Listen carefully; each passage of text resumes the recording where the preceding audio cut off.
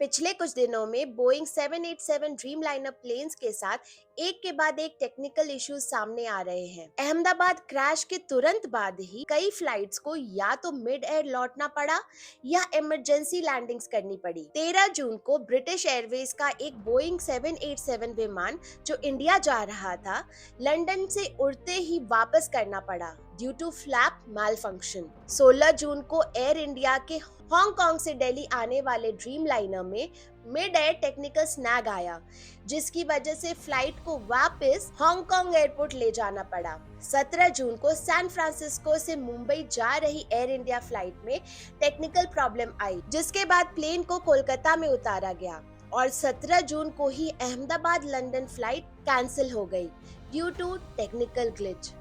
आखिर ये क्या हो रहा है?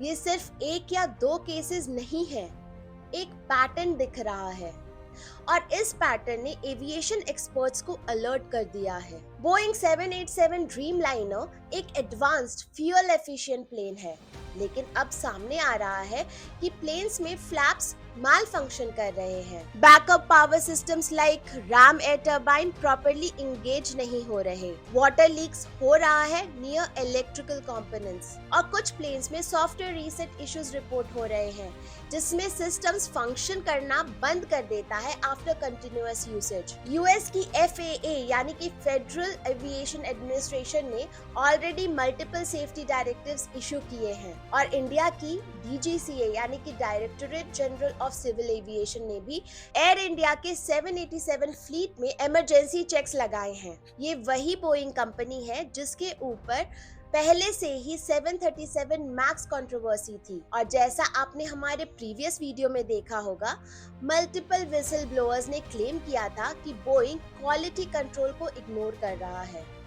तो ये जो अब हो रहा है, क्या ये सिर्फ एक कोइंसिडेंस है या बोइंग के मैन्युफैक्चरिंग फ्लॉज फाइनली एक्सपोज हो रहे हैं? अहमदाबाद क्रैश के बाद बोइंग 787 ड्रीमलाइनर पर नजर रखना जरूरी हो गया है। ब्लैक बॉक्स मिल चुका है और इन्वेस्टिगेशन जारी है और अब हर नए इंसिडेंट के साथ सवाल भी बढ़ते जा रहे हैं।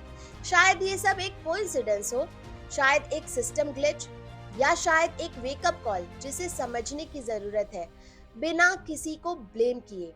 लेकिन जब प्लेन उड़ता है तो सिर्फ मशीन नहीं, भरोसा भी उड़ता है और जब वो भरोसा हिलने लगे तो जवाब मिलने से पहले सवालों का उठना शुरू हो जाता है। क्या ये सिर्फ एक फेज है या एक सिग्नल जिसे इग्नोर नहीं करना चाहिए?